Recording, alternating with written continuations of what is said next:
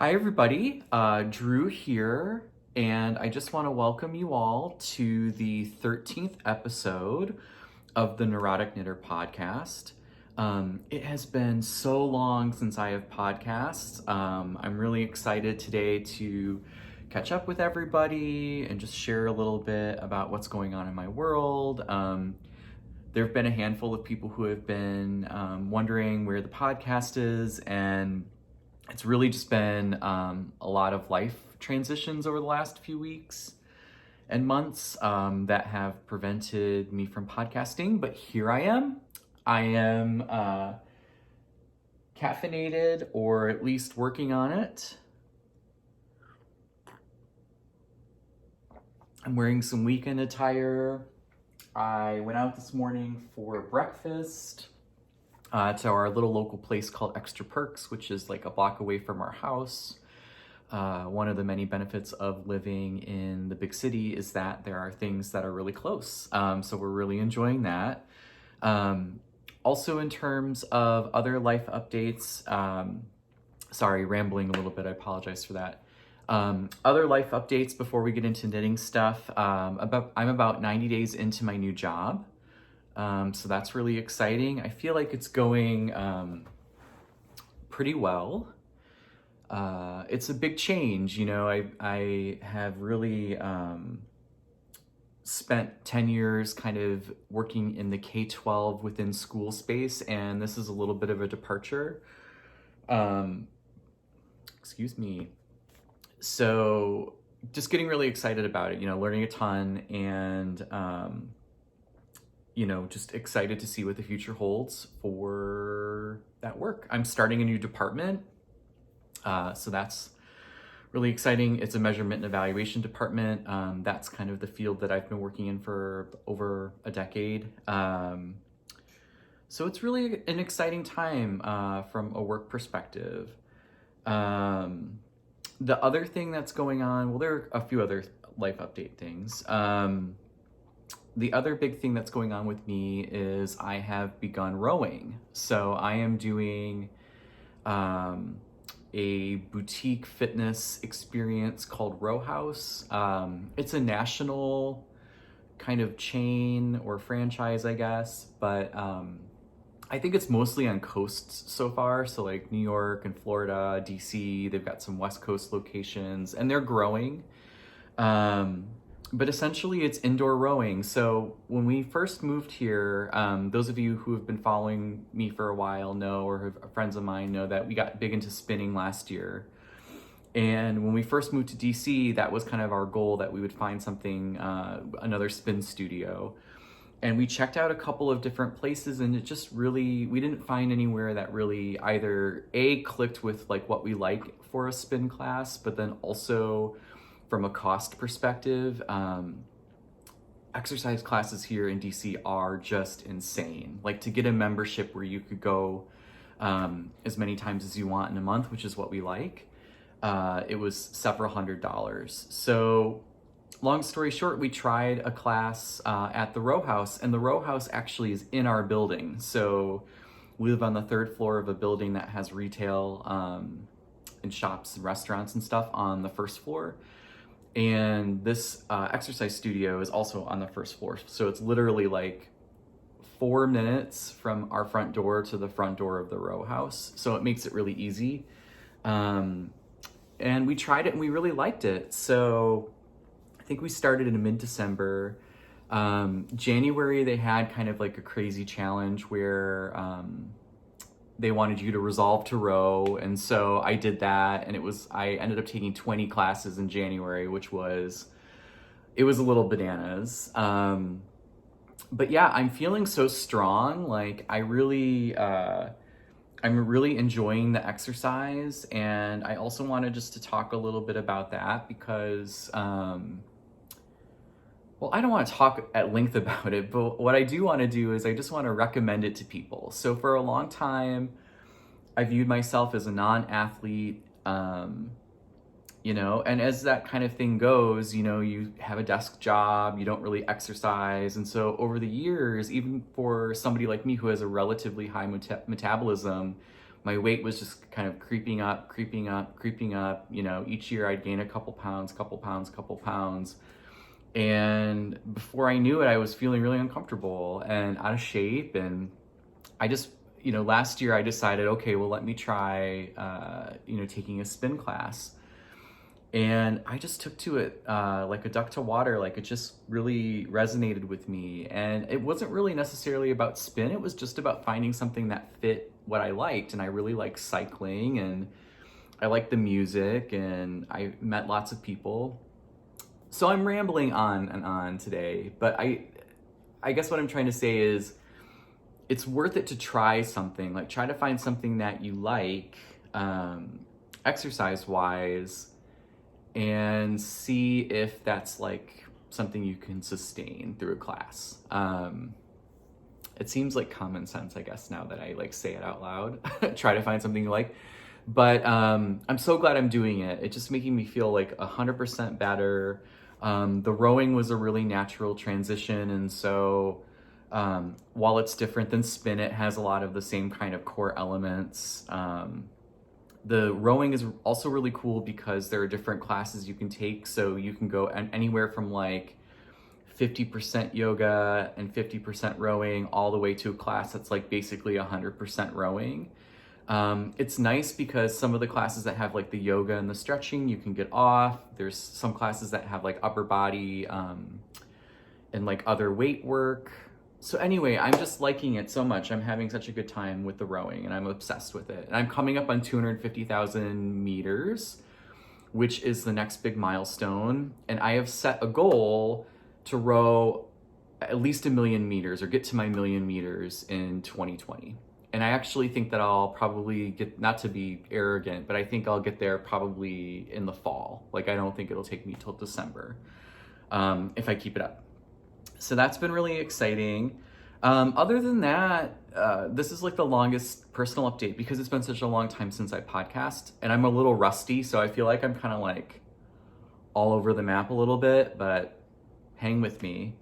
So the other thing, I guess, is that we had a wonderful Christmas holiday. You know, in our move, we were able to have some wonderful milestones and still have some of our traditions. And now that I'm thinking about it, let me grab something really quick. Be right back.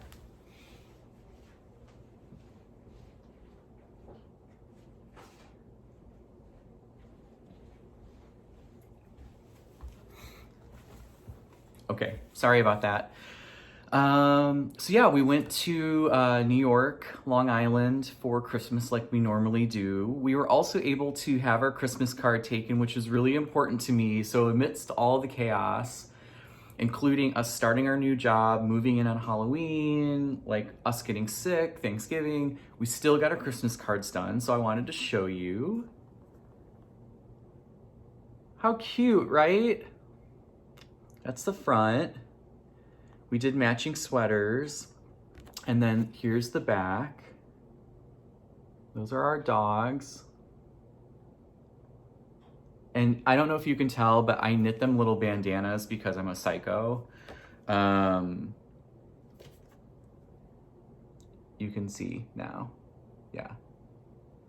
I did not knit the sweaters. I'm thinking maybe this year is the year for sweaters. Don't hold me to that. That's like Drew in February making a commitment that like I might not be able to follow through on. So anyway, but Christmas is wonderful. You know, the only thing that did happen is our older dog Oscar. So we took both of our dogs with us. We rode the Amtrak train from DC up to New York, actually from Alexandria up to New York, which was wonderful. And it was really easy. Like, it's, again, benefits of like living on the coast, but it was just so simple. So we'll be doing that a lot, I'm sure. But anyway, we took the dogs with us, which was really exciting. We didn't have to board them. They came and were chilling with us. But Oscar, who's our older guy, he ended up having some health issues, and long story short, he had to have like emergency surgery while we were there in New York, and he was puny and needed recovery time. And so like all of this is going on like during the Christmas holiday. Like the day after Christmas, we took him in for the surgery. And then we had a few days in New York before we had to travel home, and then he was able to kind of recover, and he's basically better now. He had bladder stones, and so I don't know if any of you have ever gone through this with a dog before, but for male dogs, it's really quite a problem. I think it is for female dogs as well, but it can get stuck in their urethra. It's painful. So he had 4 stones that they removed when they went in for the surgery. So he's doing a lot better. He just turned 9 a few weeks ago at the beginning of February. So that's kind of crazy. We're, entering senior dog land. And so I don't know, I'm like a little emotional about that. Oscar's really like my first dog that I've had for a long time. And I've had him ever since he was like just a couple weeks old. So he's now entering senior dog world, and it's making me sad, but he's still doing great. He just went to the groomer the other day too, so he's looking real fancy these days. So that's about it. We've just been like trying to get into a routine. We've got our apartment basically set up. I'm still trying to figure out like where I'm going to podcast from. So like, I know I'm a little bit backlit today. This is one of our big windows that looks out over on the street. And then we've got like some plants right here. And then we've got bookcases. We're trying to figure out, we're living in a really, a good size apartment for DC metro area, but like the smallest that we've ever lived in together. So it has taken a little bit of time to try to like figure out the feng shui and like get all of our materials and belongings and everything set like the way we want. But I think we're very close now. So it's really exciting. So I think that's it in terms of life updates. We're really excited for the spring and summer. We'll be able to explore DC a little bit more. We'll be on like more solid footing with work. And so we'll feel like we can get out a little bit more. We're thinking about houses too. I don't know like what's going to happen with that now that we're in DC versus Arkansas, because it's so much more expensive here, but we're going to check out neighborhoods. So if there's anybody who knows of good, affordable suburbs with stuff, metro accessible in Washington, DC, I would love to know. Again, we like amenities and we don't want it to be too like, I don't know, subdivision-y. We really like where we are in Old Town. It's just a matter of us being able to afford it. Like, I don't know if we'll be able to ever buy something in Old Town, but maybe we will one day. Who knows? Sorry, I am like in desperate need of coffee this morning, and I'm a little bit rusty with my podcast skills. So thanks for hanging in with me. Okay, on to knitting. So sorry for like the longest life update section of all time. So knitting. Okay, so I'm going to talk basically about 3 projects today during the podcast. Some of these I may have talked about before. I don't think I have, but maybe I have. So we'll see. And one in particular, I'm going to like talk about at the end, and I'm going to gush on because I'm just obsessed with it. But to start, I wanted to share with you this project that I'm working on. Oops. There we go. This is called the Dunaway scarf. It's a pattern by Brooklyn Tweed. I think the designer might be Julie Hoover. You do a tubular cast on. So like this is my scrap yarn, and it said that I could leave it in and it might help with blocking. I don't know. I don't normally do tubular cast-ons. I actually kind of loathe them. But I did it this time and I'm glad I did. It looks really nice. This is the front of the scarf. This is the back of the scarf. It basically just like garter stitch on the back. And this is, let's see here. Sorry, y'all. This is Arbor, Brooklyn Tweed Arbor. And the colorway I think is called Klimt. it's like this deep kind of mustardy yellow. It's my first time knitting with Arbor. I'm really enjoying it. What's really kind of nice about this yarn is that it has that kind of rustic quality that Brooklyn tweed yarns always have, but it's spun like a regular kind of yarn. Like it's not that, I don't know, like there's this, is it woolen spun? It's not like Shelter or Quarry where it's real rough. It's more round, while still being rustic. I don't know if that makes sense, but the result of that is like this is soft. It's not real scratchy like some of the other yarns can be. And the pattern's super easy. So I would recommend this. And you could really do this with any kind of like DK or worsted weight yarn. This is a great gift pattern too. So I'm telling you, checks a lot of boxes. That's important. So I've been kind of piddling around with that a little bit. That's been one thing I've been working on. Sidebar, my local yarn store now is Fiberspace. Can we just like take a moment for like how exciting that is? It's like rocking my world, and I'm being very well behaved. I have not bought a ton of stuff. I have bought some stuff, but not a ton of stuff. And it's really awesome just to like have it really like have the yarn store close by. It's like, I don't know, maybe like a little over a mile from my actual residence. So that's really exciting. Like I can walk there if I want to, if it's nice out, or it's just a short drive. So that's been really great. Okay. So second thing, that I'm working on that all I really have right now is a swatch for. So here's the swatch. And I don't know if you can tell, maybe you can tell based on my tails of the yarn.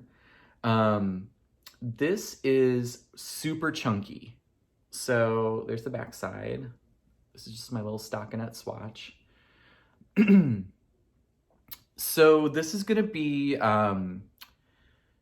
the Gentle Cardigan is the name of the pattern. Gentle Cardigan, and the designer is Brandy Cheyenne Harper. It's a pattern that I believe was designed for Pearl Soho. So if you go and Google it, it's going to take you to a really beautiful write-up and kind of blog spread on the cardigan on the Pearl Soho site. And then you can buy the pattern, I think, either directly from them, but also I think I got it on Ravelry. And what's funny about this is that when this first came out, I took note of this. I was like, this is a really cool sweater. And it had some elements that I wanted to modify. Like it has more of a female kind of shape. So it's got that kind of like, I don't know, like you start from the bottom, then you have decreases and then increases, like shaping, waist shaping. That's what I'm trying to say. So there were some things I wanted to change, and it was like a little short, kind of more like a cropped, like hit right at the waist kind of thing. So anyway, a few weeks passes by and I'm looking at social media, and Max the Knitter, who many of you might be familiar with, Canadian male knitwear designer. He did that fox sweater. He did the rose sweater, which I'm working on and many other people have worked on. He has a whole bunch of patterns actually that are all really great. But he had posted that he knit the sweater, the Gentle Cardigan, and he did his out of black, and it was awesome. And he made some really cool modifications that I'm basically gonna steal. And I'm gonna make one for Mike to start, and then I might make one for myself. But so Max used Wool in the Gang's Crazy Sexy Wool, which is a fun name for yarn, and that's what I used for the swatch. It's like fuzzy, as you can see. It's got like a little bit of a halo. It's really thick, and it's kind of I don't know, it's really fuzzy, but it's so soft and super light. Light for a bulky, I should say. I mean, this is like a thick material, but I'm liking it a lot. So the pattern has you knit it on a 17 for the like main body, and then a 15 for like your ribbing at the hem and the cuffs. So that's what I'm gonna do. So a little story. I paused there because oh, before I get into that, actually, important thing, if you're watching this today and you're interested in this yarn, this super bulky yarn from Wool and the Gang, they're having a sale. So 30% off the entire site today.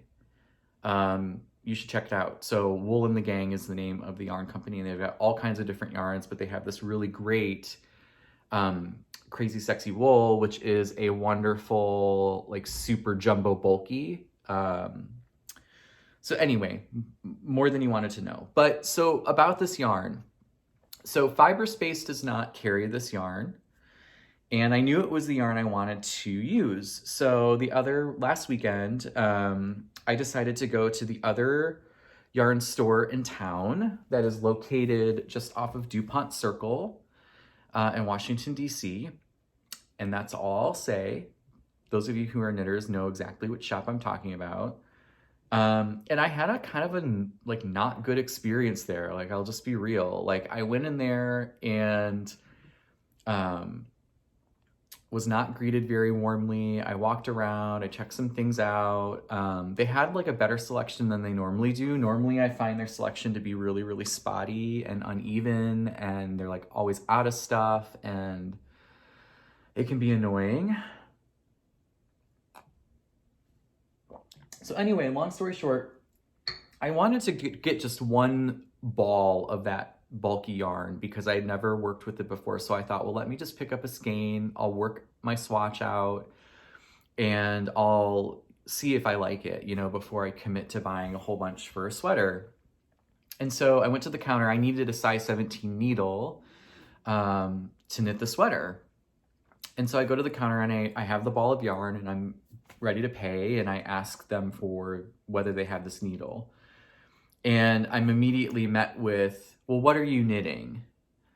And, oh no, you don't need that kind of needle. You need this needle. Or have you thought about double points? And it got into like a lot of questions from the staff that made me feel like they felt like I didn't know what I was doing. And it really bothered me because this is something that male knitters face a lot, especially if you're like a younger male knitter and you go into a yarn store. Like, a lot of times you get talked down to. Like, first of all, you sometimes get treated poorly just because you're a man, and it's like a space that like some people believe that men don't belong in that space. But then sometimes, even if you like kind of clear that hurdle, people are still talking to you like you don't know what you're doing. So it just was really bothersome to me. Like, I don't know. I just asked, I wanted to know whether they had the needle or not. You know, like, I knew what I needed. Do you have this needle? Okay, no, you don't have it. Like, let's move on. Anyway, it was a weird experience. So so they didn't have what I needed. I mean, they had the yarn, so I bought the yarn. They did not have the needle. They tried to sell me a bunch of other stuff that I didn't need, which is frustrating. And had I not like been an experienced knitter, I probably would have bought some of this stuff. So that's kind of, I didn't like that.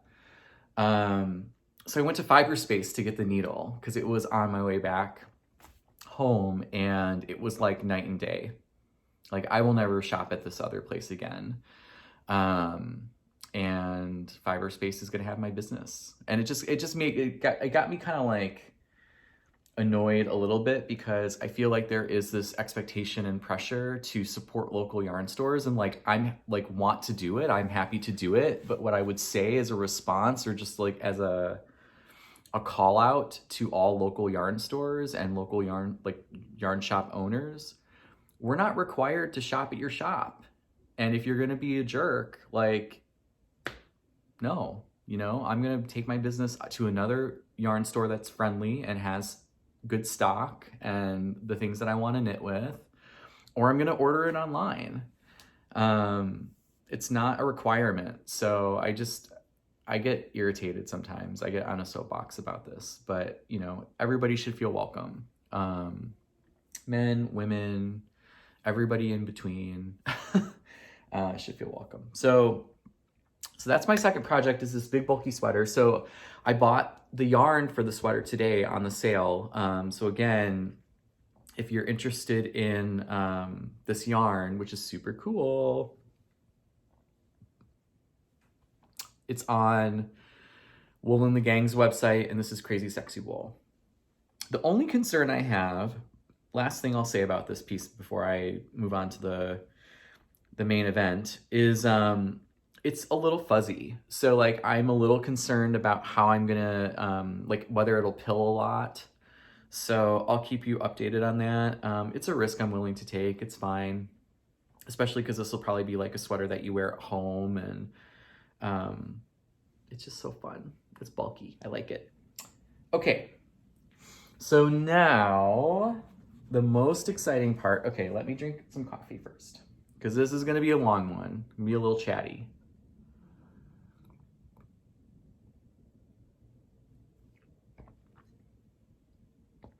Okay, third knitting project. Really excited to share with you my progress. Oh, I just gave it away.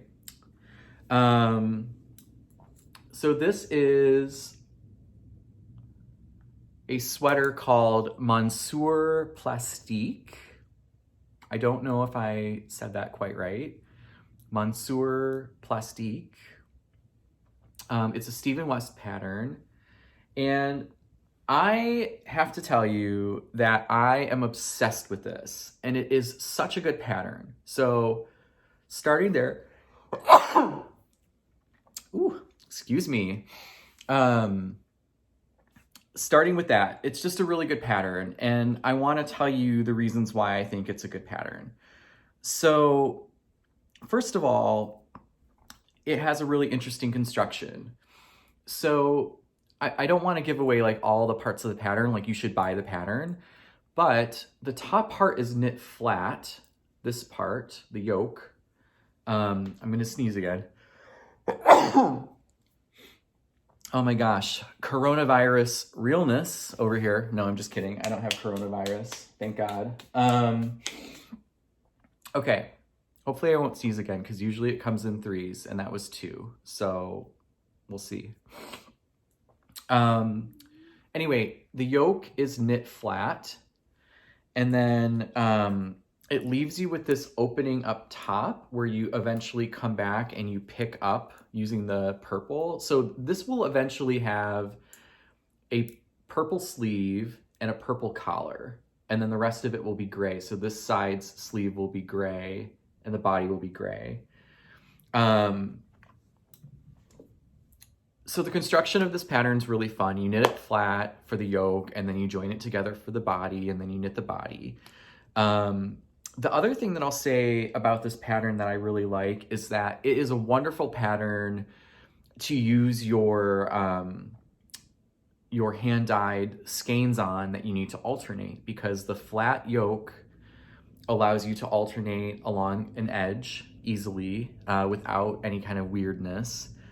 And then the other thing that is unrelated to the pattern, but I just wanted to share with you all, is that I tried a new technique for alternating hand-dyed skeins in the round with this pattern. It's called the jogless join. If you go to YouTube and you put jogless join in, and then I think the woman's name is Grace O'Neill, you'll come across the video. The video, I think, is something like 12 minutes long. But essentially, she has a technique. It's much, it's similar to helical knitting if you've ever attempted that. But I find that some of those tutorials are kind of tricky. This one is so easy. So I'm not going to explain it to you, but what I will say is that it has been a literal godsend. Like, this is how I'm going to alternate going forward, to alternate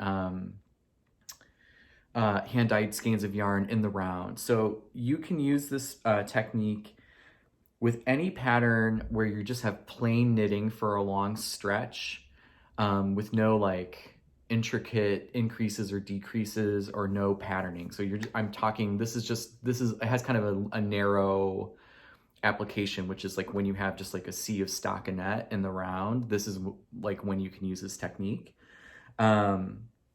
What's incredible about it too is like you get no line. Like there's no, like if you do the normal alternating, what ends up happening is you get like a thick spot in your fabric where you're changing the yarns.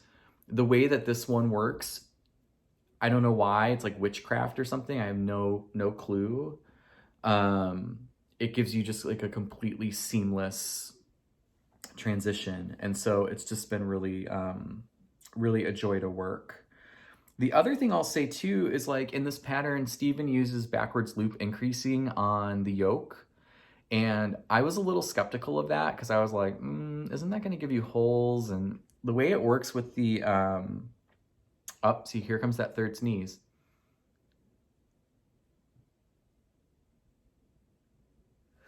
I knew it was coming. Okay, hopefully that's it. The increasing on the yoke. So it's it's really neat because it just becomes totally hidden. Like the way that it works with the garter stitch is just, it's beautiful. Like the garter, the backwards loop increasing with the garter yoke, it just works in a way where everything's hidden away and you don't see any holes or anything. And it just looks really sharp. So I'm giving like my highest seal of approval to this pattern. I think it's a really, really good pattern. And I'm just so pleased with the results. The other thing that I did that I'm gonna give myself a little bit of kudos for, sorry guys, those sneezes have me all like stuffed up now. So the other thing I did is I played with gauge a little bit. So the pattern calls for 18 stitches over 4 inches using an Aran weight yarn. 2 things about that. One, most Aran weight yarn, well, I should say it this way. Not all Aran weight yarns are created equal. So some of them are called Aran, but they're actually more like a worsted or even like a light worsted. So that creates a problem with your fabric because on 18 stitches over 4 inches, like you need to have a pretty solid worsted or Aran weight to get that gauge and still have like a decently dense fabric. So all that being said, like I ended up getting into the spot where on the recommended needle with the yarn I had, I did not get the gauge. I was tight and I was in a spot where like with the sizing, the way it was, I was going to get a sweater that was probably going to be too small with one size and was going to be far too big with the other size. So I ended up, and I wasn't crazy about the fabric. So I ended up going down in needle size for a sturdier fabric. And I'm really happy that I did that. So I ended up getting closer to 5 stitches per inch. I went through the pattern and I really noticed that that wasn't going to be of any kind of consequence to me. There was one spot in the yoke where I lengthened it a little bit and I did like a little bit of MacGyvering with the length just to make sure that I have enough room to kind of clear these and not have it be tight around the armpits. But that was it. So, and the fabric I'm getting is just so much sturdier. So I'm just throwing that out there as something to think about and to try with your own sweaters. Like I think these days I've noticed a lot in sweater patterns that the gauge is really loose. And I think if you click it down like a needle size or even 2 needle sizes, you end up with a sweater that's like a little sturdier. And it just depends on what you want. Like, I think for a lot of, I don't want to make a generalization, but for a lot of garments that are geared towards women, that kind of sheer or drapey fabric is desired.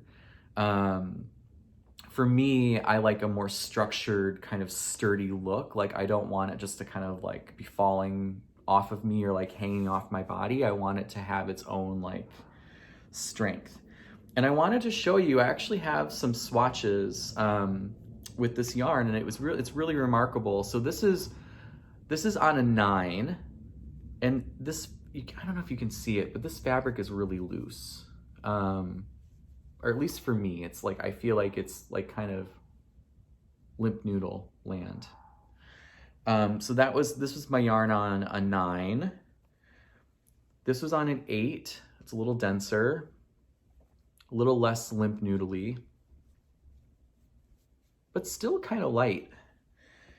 And 8 was what the pattern called for. So this is what I tried first, and I was gonna go with this, and then I realized like I had kind of like a, I don't know, early in the pattern epiphany. I was like, you know what, this is not gonna work out. So I went back to the drawing board, and then this is on a 7. It's got more body to it, but it's not overly stiff. And I'm just really happy with what I'm getting on the 7. So I'm ending up main needle being a 7. I'll do size 6 for the collar and the cuffs and the hem. Yes. I think that is it about the sweater. Let me see if there's anything else. I'm also going to learn how to make or do this little like finishing technique that gives you like a contiguous I-cord. So if you do an I-cord bind off, what you end up having these 2 little ends that you somehow then have to go like in the end and seam together. So I'm going to try a method of closing that little kind of space. So we'll see, hopefully that'll work. It's this tutorial by, who is it by? La Masonnerie or something like that. I don't know. It's some French name tutorial. So anyway, I've been working on that Monsour plastique, that one I was just talking about for like 10 gazillion years with a purple sleeve. I've been working on that probably since like just after Christmas, and I haven't really had a ton of time, although I'm making a lot of progress. Like I've got basically the sleeves and a good like maybe 4 or 5 inches into the body done. I'm gonna do the collar. The only like the second, so the gauge is a little off, or at least I had a hard time hitting it. And then the other thing about that sweater is that it's constructed in a way where like if you follow his directions, you knit the yoke flat, you have that space where you're gonna pick the sleeve up later, and you knit the whole body, and then you go back and do the top parts. And I chose to do it a different way because I wanna be able to try the sweater on as I go. So that was the reason why I did it a little different. I think that's it for now, guys. I don't know if there's anything else going on. A couple other things I'll say in closing. I've got 2 other sweaters that are going, that are going to be like a high priority for me. One is the marshland sweater, which I think I probably have showed you guys. Excuse me. That's from Tin Can Knits, and that's in progress for Mike. And then the Once and Floral sweater, which is by Max the Knitter. I've started that. I'm actually almost to the spot where I'm done with the color work. And so then it will be on to like a sea of stockinette stitch. And I'm gonna use that method, that jogless join, because I've got hand-dyed black yarn, which black yarn notorious for like showing the dye lots. So I'm gonna be using that technique to knit the body. So I've got those 2 sweaters going. Yeah, and that's it. That's all I've got. Really great to spend some time with you guys today. Thank you for hanging out with me, and thank you also for putting up with me. My podcasts have been really spotty. I feel like this one was particularly rambly, so I apologize for that. Little rusty on the podcasting, but hope to be joining you guys again soon, and take care. We'll see you soon. Bye.